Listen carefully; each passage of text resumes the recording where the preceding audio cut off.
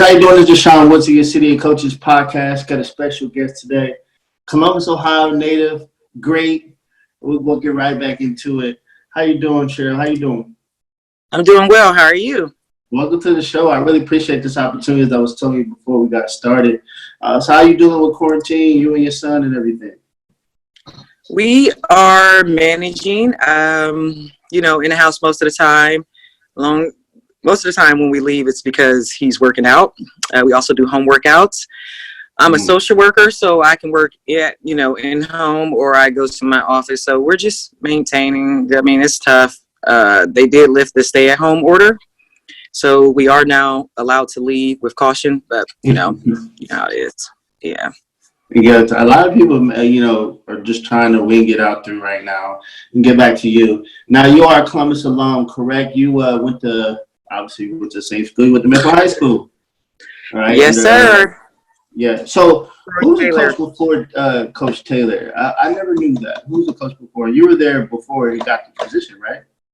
No, I wasn't. He coached at Linmore, and then he came over my freshman year. The previous coach was a school teacher that I'm not sure what his name was. I just knew he did not win. So Troy came my first year. Oh, okay. So all right. I don't know if it was a mix around and stuff like that. You guys won district championship that year, 2001. Was that your senior year? No, that was my junior year. Our senior year, we were district runner-ups. We got cheated, but that's another story for another day. But district. My junior year, and then our senior year district runner-ups. Then you went on to continue career at Central State University, HBCU. Shout out to that. I spent 1 year at a HBCU called Wiley College in Marshall, Texas before I transferred. So definitely big at that. So you're probably still part of the golden years of HBCU, still, thriving, and people still wanted, atmosphere. I know they went up to NCAA recently and stuff like that, but can you give people your experience coming from Columbus? I know it's Dayton area, right? Your freshman year, what was it like on campus? Well, let me just start from a backstory. I was in high school, and I was watching Drumline, and, Nick Cannon was doing his thing on the drums. So I was like, you know what? I want to go to a HBCU, but I didn't want to go that far. So I started researching schools, and Central State came up, and Wilberforce came up. And so I applied to Central State.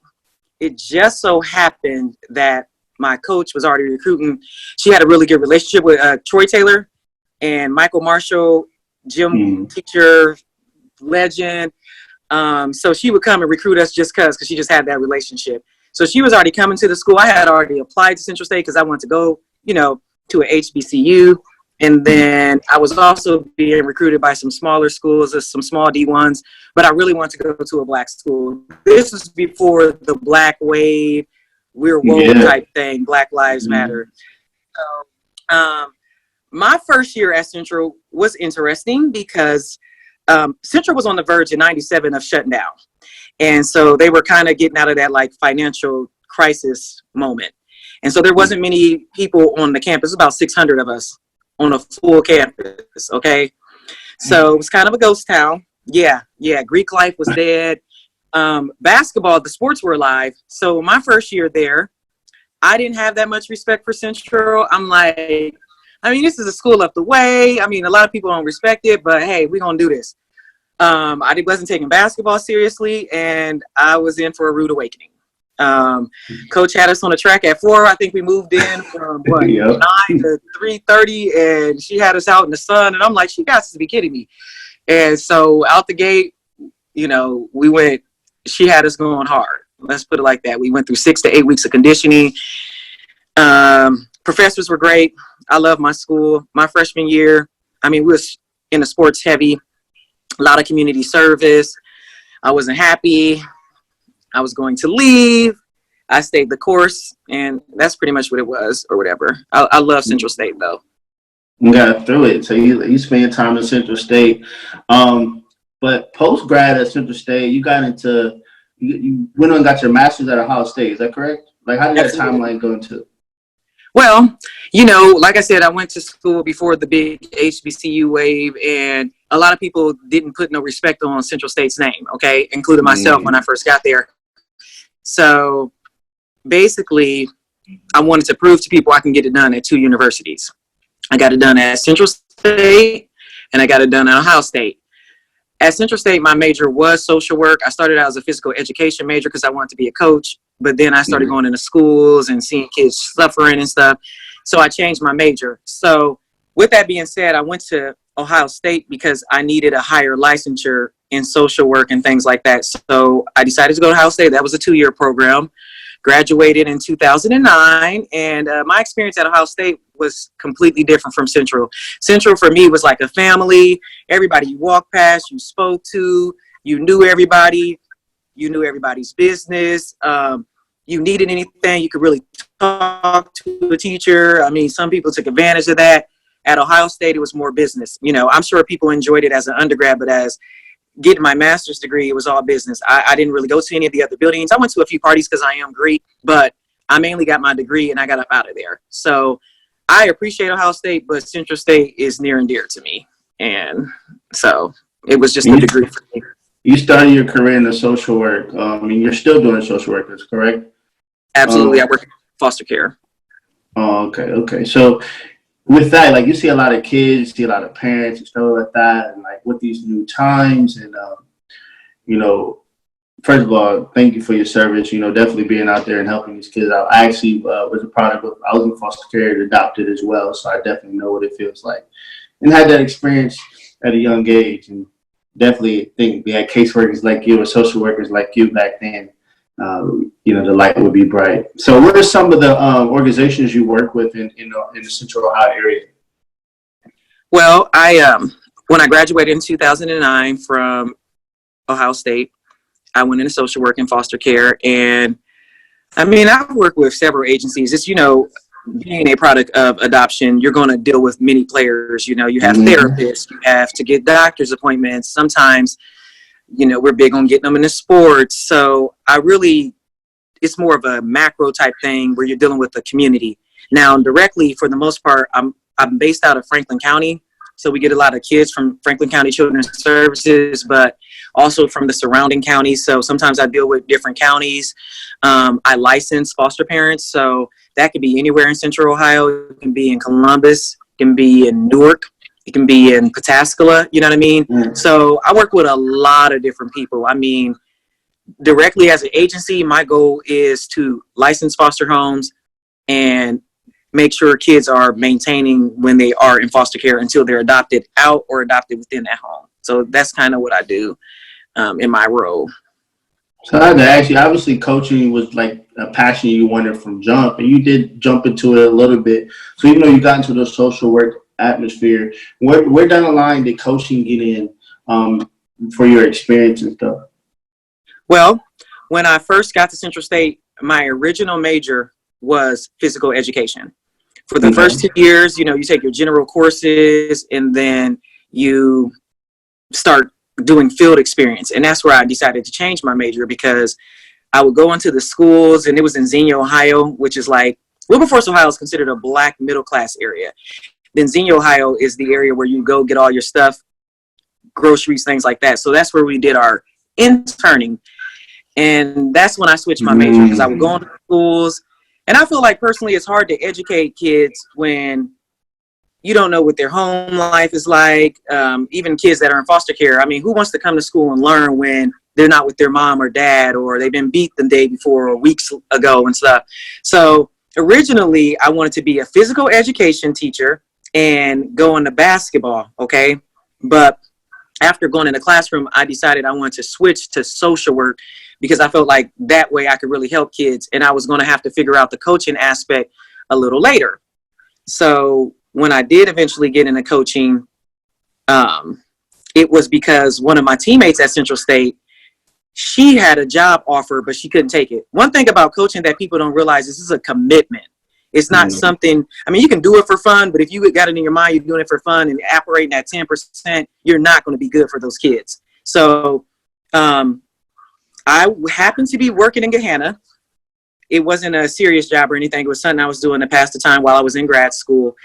And a coach had open heart surgery at Gahanna Lincoln High School, where my son goes to school, and he passed away. It was something they suggested for him, and he passed away on the table. So immediately they were scrambling for a coach. They called my friend Taya. She was unavailable because it was last minute. Well, she said, I know somebody who's just as good, if not better.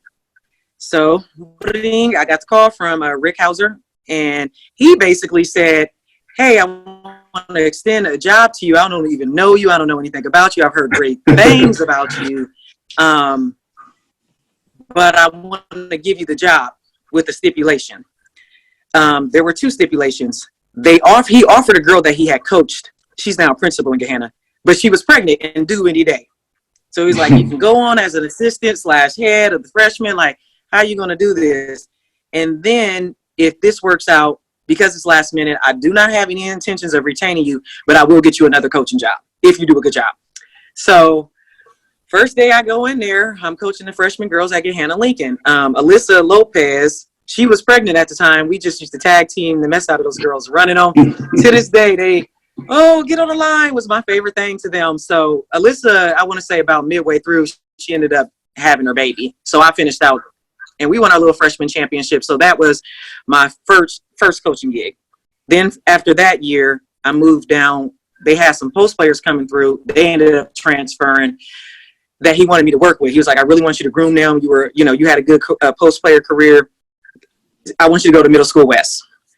Applied at that job. Those girls transferred out into Pickerington or somewhere they went. And so I was stuck at Gahanna Middle School with no hoopers. I stayed there for 4 years, and then my son was up and coming. I basically had to stop coaching because he started hooping, and I couldn't be two places at once. So I would have him at all my practices, but once he really got going, I couldn't do both. So that's why I stopped coaching. I later went on. He was playing AAU and for a national Nike team. And the coach was like, man, you be just talking that talk. Like, I love what you have to say about basketball, things like that. I'm going out of town. For my son who's younger that plays on two teams, would you like to start coaching the boys when I'm not there? And so I did sign on as an assistant with him for 3 years. And that was pretty successful. But that was coaching my son directly. And after that, I was done. I haven't coached since, besides like casually. One day somebody's doing Little League and they like, can you coach? Coach is not here. I'll do that. But I haven't formally coached since Sean was in like 6th grade. But it's easy because when he's home and it's just y'all two, you see all advantages as a player, the former player, the coach. So he benefited that, definitely in situation. Since you hit on your son. Your son's actually, most likely one of the most highly recruited kids in the state of Ohio, pretty soon, probably nation, going into his junior year. But more importantly, I want to ask you, because you're a mother first, obviously, right? How are you guys processing, like, his urges, recruiting, and now we got social media. We didn't have all that benefits. Like, how we really need to know, like, how do you process all this going on? Well, I am a single parent. And yes, I do wear a lot of hats. Mm-hmm. In our home. I mean, I believe you follow me on some social media outlets. It may look like I'm all Team Sean, basketball. Everything he do, any award, I'm posting it. I'm celebrating it. But in-house, we don't talk basketball, nothing. I mean, I may walk past him and trip him or something. Like, he has just been brought up to compete, okay? I'm like an ultra competitor. And I would tell him when he was young, you're going to be good at something. I don't care if it's breaking pencils, like pencil fights or something. Like, if you're my son, you're a boy, you are going to compete. You're going to be good at something. I don't care what it is. If it's just reading, you're going to be good at something. It's just so happened he picked basketball. And it just so happened I was a coach. And so when I early on would see him hooping, he would be dogging my girls. I'm talking about, this is even before I really discovered that he could hoop. I would have him around basketball. I was still hooping. He'd come to my games. He'd running around screaming. And then he started like hooping with my girls. He would be ripping them, scoring on them at like kindergarten. So I'm like, okay, you think you all that? Because they was that bad. I'm like, okay, you making right-hand layups. You can't make no left-hand layups. Then he crossed over. I'm like, okay, you crossing over, but you can't do this. So every time he did something, I always added something new. Okay, you making jump shots, but you don't have no floater.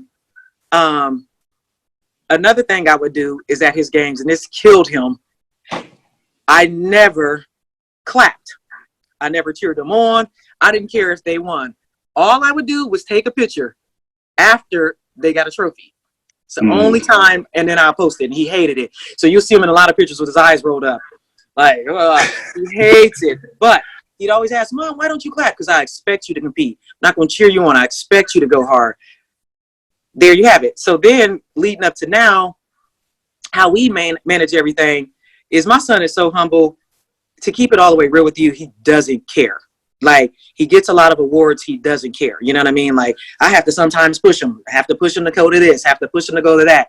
But he's so humble. I feel like I've done such a good job with him that he just wants to hoop. He just wants to be better. I've never made him go to a workout. If he doesn't want to go, hey, okay, we'll stay at home. I'm never going to make you do something you don't want to do. Now, if I think it's a good idea, I will present it to him like a real life presentation. Sean, hey, this will be good for you 4 years from now. I think you really need to go. No. I'll throw it at him again. And then eventually he buys into it. So in our home, it's a real humble home. I try to set goals for him at the beginning of the school year. This year, he achieved every last goal I set for him. Told him he can grab player of the year. I even told him he could grab, there's a few he didn't get. I want him, eligible for Mr. Basketball, which he was right at the heels of Mr. Basketball. So give him something to work for these next 2 years. But in our house, it's strictly business. Recently, we was talking to a college coach. He asked, with your mom being a coach, how does that work? What is the first thing she'll say to you, when it comes to basketball? And Sean was like, she'll call me a bum. He was like, what? What? And he was like, she'll call me a bum. Like, I'll look up at her and she'll just go, bum. And that's it. That's it. That's all we do now. So that's how it goes in our home. I try to keep him humble. He handles everything well. Even random days we'll be in the car and I'll ask him, like, do you ever get nervous? Or you ever think this is too much? Pressure burst pipes. And he's like, I'm good, Mom. I'm good. So I think he handles it well. I handle it well. Our circle is small. We just try to keep things going, though. So I do see that you keep your circle small, and people have to appreciate that too. No matter, because social media makes people feel like they're in, but they're not necessarily in. It just it's what you see. Like I said, with popularity, and boy got game regardless. So at the end of the day, it's going to be there. Right. But I definitely have watched you and respect the way you've orchestrated. And even what you said, like you having a player in your household but you're like, yo, when we're home, we're home. Like, this is what we do. And then, like you say, I don't know. I honestly, it's actually impressive what you just said, actually, because I actually, me being a former coach, and that's not necessarily what we always get, right? Definitely without question. And you seem very supportive of Gehenna and, coach over there and the staff. So it's like you're on the right road. So the summer's coming. We don't know about this quarantine stuff that's going on. So how you think you guys are going to do? I know AAU is pretty much canceled. Like, so how are we getting ready for his junior year? Well, you talk about coach. Another thing I want to say is, in this microwave society, it is hard to trust coaches. It's hard to trust the process. It's hard to let it happen, especially being a coach. Looking at some stuff that he do that I may disagree with. One game getting out of pocket in the stands, not like just sitting there like, oh, I'm hating what I'm seeing, and still watching it unfold. What I will say, and where I do now give his coach credit, is I had to humble myself as a parent, thinking I knew it all, and as a coach, because at the end of the day, you and I can be the coaches, all right? And we just see things differently, you know what I'm saying? Or say after a game, it could be a week from now, you be like, hey, we should have ran flex. You know what I'm saying? Like when you're watching some video and you think you need to correct some things. So I always want to give credit where credit is due. If Sean did not have a 24-2 season, even with him being as good as he is, I would be panicking for this summer, okay? I will be real live in panic mode because he has such a solid campaign as a sophomore. Now what's happened is, and I hate AAU for the record, but now what has happened is his coaches and his AAU guys are able to make calls for him. So he's cutting more corners than another kid who really needed this summer. Okay. So for us, we're not necessarily worried about the summer. I just feel like in a way he's shortchanged in terms of like the live periods, but his by no means like and a few of the local sports writers, they get information out for Sean. So we're just trying to do home workouts. You know, Sean, get up. Sean, call a coach. Okay, I'm gonna take you to this gym. There's 3 people there. All right, let's keep it corona safe. At home, let's look at your diet because see, I don't know what the heck he be eating at school, but now I'm able to be like get some protein in, you know, get some vegetables, things like that. So I almost feel like we're in a controlled experiment where I'm able to make sure he's healthy. Because somebody was like, man, you got your weeks off. Because I told him when they stop high school, he needs 4 weeks off. People like, man, that's a little too much. I'm like, nah, man, they be playing basketball year round. You don't really play no other sports. So the summer, we don't really care. The only thing I'm sad about is that Sean and his team can't go to June ball, which is where their kids, they'll take a group and they'll go to like 5 campuses for the whole week and play against other local teams and some teams outside of the state of Ohio. And that's a way to gauge where we are for the next year. But I'm not worried about my son. I'm very happy where his recruitment is. I mean, there's just everything just fell into place, but I give his coach his credit because if we didn't have a 24, I feel like if we had a 16-7 season and Sean averaged 24, you can't really say he had a good sophomore year. But now you can say, man, this is a sophomore. He had almost an undefeated season, 24-2. He averaged 18, 4 assists, 5 rebounds. Like, and they won with an okay team. I love his kids, but I mean, I love the kids on the team, but like everybody wasn't a superstar. They just bought into their role. Like I'm going to play the post. So we won with a group that like love each other and they care. So I love his coach. I love his team. They made it happen for my son. Of course we did too, but like if, you know, two games, 2 of his teammates hit game winners. If they didn't hit them, we could have been 24-5. I mean, like 18-5, you know what I mean? So that's where we're at in terms of summer. We're in a good spot. We're in a better spot than a lot of people.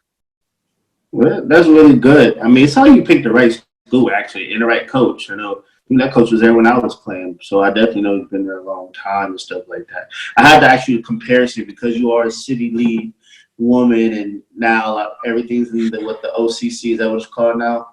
Yeah, it's always been that. I'm sorry. So because everyone's moving out and, you know, people are able to, you know, obviously gentrification, everyone's able to move out and stuff like that. Like, do you guys still play some of the city league teams and stuff like that still?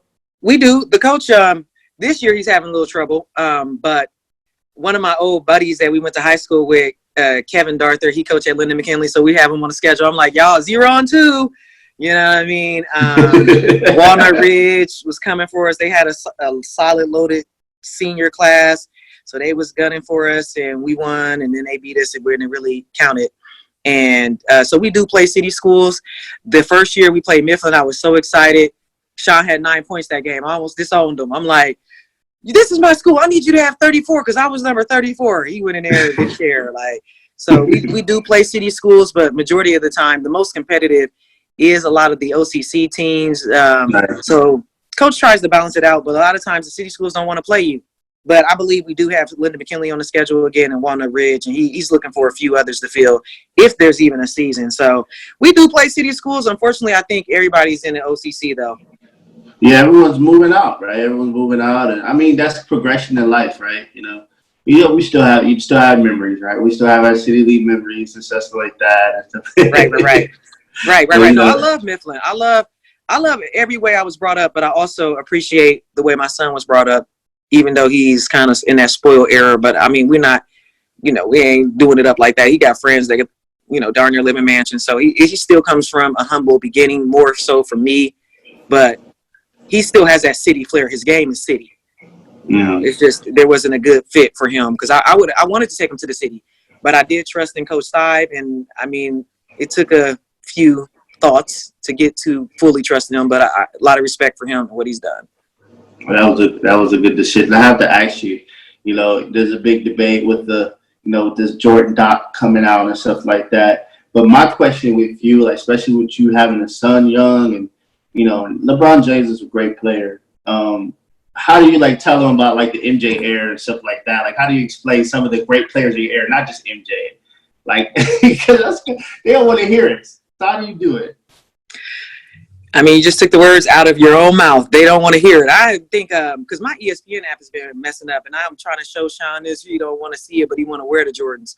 But I'm like, you need to watch this for a number of reasons. So on Twitter, I'll tag him on stuff that Jordan has said that I really respected. I mean, I was a huge Kobe Bryant fan.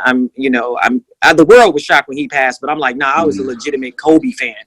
So that was heartbreaking. I mean, he's just in a different era. His one of their assistant coaches just called me yesterday, like, man, I got a task for Sean. I want him to study Isaiah Thomas, because Sean studies players or whatever. I mean, there's so many hoopers. I mean, I'll have random people like, you need to study somebody from the West Coast. It's like, hey, you can't study everybody, you know, like somebody that his game is like, but a big one now that he about to put in some work on is Isaiah Thomas. But I don't really. The thing about my son is I still am a single parent. I know basketball, but if I push something a little too much, he goes against it. So, I'll just talk about things. I'll send him stuff for him to look at, but I don't push it on him when they be like, oh, I don't care. Well, okay, you don't care. I'm not going to make it. I'm not going to push it. Like, we'll just go with what you think you know. So. Yeah, that's the generation. But I had to ask, like, oh, yeah, you old. Because as soon as you say it to them, like, that's what they do. I had to ask you, like, I seen recently that you was like, you know, getting your fitness on. You about to make a return? What you doing? You doing? You know, look. You know what's funny on this video? I'm trying to get my angles right because I done put on like 20 pounds of weight. When my son was young, I used to have him at the gym. I play open gym. Basketball is where I was very confident at. I don't play around no more because I can't see myself as a full bum. So every now and then when I take him to the gym, I'll try to do a little mic and drill or take 3 jump shots, one go off to the right or something. Like 2 years ago, I tried to play. My son almost died. I had him down in the post, and I'm trying to do moves on him, trying to spin off him. He just hit me with his shoulder, boom, boom. And I went over to the side. I was like, you know what? Them days is done. So, I mean, outside of like playing for fun, and I used to play in a few of the women's league. I'm just trying to get in shape because I put on a little more weight than I like to be at. So my son has dominated my basketball life. So listen, whatever I put into him, even though he don't even think I got any game, that's as far as it goes. No return this way. Yeah, right. Let me find you on some semi protein over in Columbus. I'm gonna come find you. Like, see, you lied on my show. So. Right. Nah, I wish. Nah, it's all support for him. A few of the girls that I used to see around the way, a bunch of his teammates that I coach his, so it's all support for them. But I mainly just offer all Sean. He done took all my little basketball. That's it for me. No returns this way. I'm washed. I'm real life washed. So, yeah. I get it totally. I just had to ask because it's still in you. It's always going to be in you 100% both ways, coaching or being a player. Right. Definitely going to help the world with this conversation. Without question. Well, I thank you for the opportunity to talk with you. I would like to get you on later on in the year, maybe in person. Probably, I don't know, maybe 5 months from now. Yeah. I definitely appreciate that 100%. Okay. Yes. Thanks for having me. Sometimes definitely. It's hard for me to respond, and I ain't gonna lie. When things are back picked up, good luck, because his basketball be taking over. But yeah, for sure, 5-6 months from now, you in town. I'm definitely, even if you want to talk to Sean, I'm here. So thank you for having me. Okay, well thank you, Sherrie. Appreciate the opportunity. You take care. Okay. Okay, you too. Bye. All right, bye.